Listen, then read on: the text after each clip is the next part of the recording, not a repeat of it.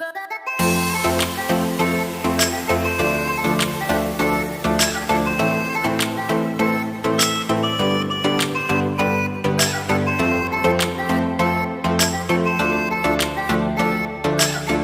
if I get born again at age 40 and my destiny is to be a prophet to the nations, I should spend at least, if we use Jesus as the pattern man, right? At age 12, he was already studying. And for 18 years, there was silence in his life until age 30. So if we are to use that degree of time to learn, I'm already 40, for instance. Are you seeing that now? It means that my life, if I'm to study everything in detail, then I may not have enough time. So God introduced the things we call systems of advantage. They are scattered in the believer's journey. God in his predeterminate counsel weighed man and saw that man on his own strength has too many limitations, and the ideal picture of his blueprint will never be attained if unassisted. So God interjected the journey of man with many tokens of advantage. I will list them for you. I'm just trying to answer this question. 1, mercy. 2, favor. All of these things are systems that compress time.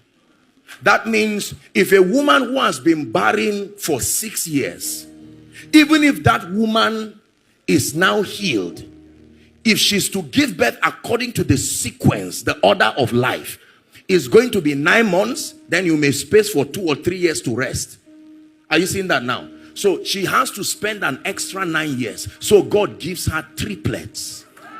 It's not just a child, it's a message that he has compressed 9 years in 1 year.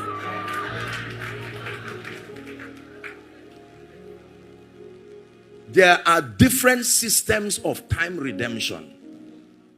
You don't redeem time by doing anything about it in terms of stopping it from moving. No, there are things you introduce.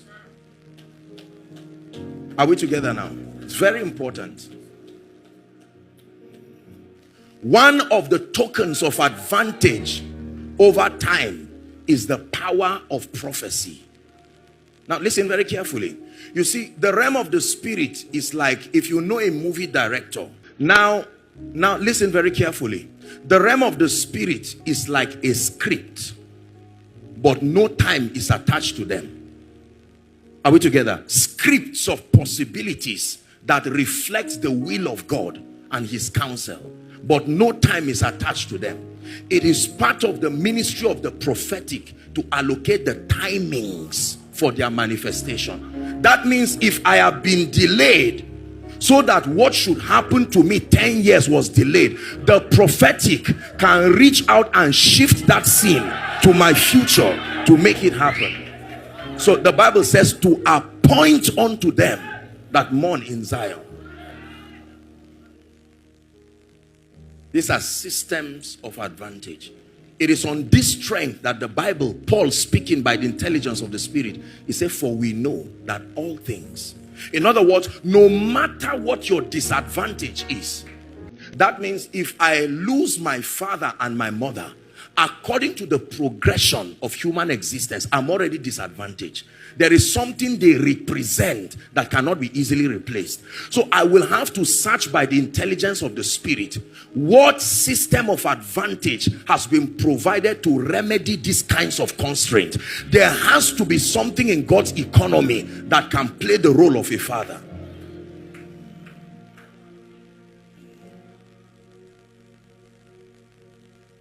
So when we say receive favor, most of us who teach it do not teach it connected to an eternal purpose. We just isolate it as if it's just for you to prosper. So the richness of what it provides, we cannot know why, to what end. When I'm praying for a woman to have a child, I'm more concerned about validating my call than connecting her to something that is higher and greater than the ego of a man. You see where the problem is?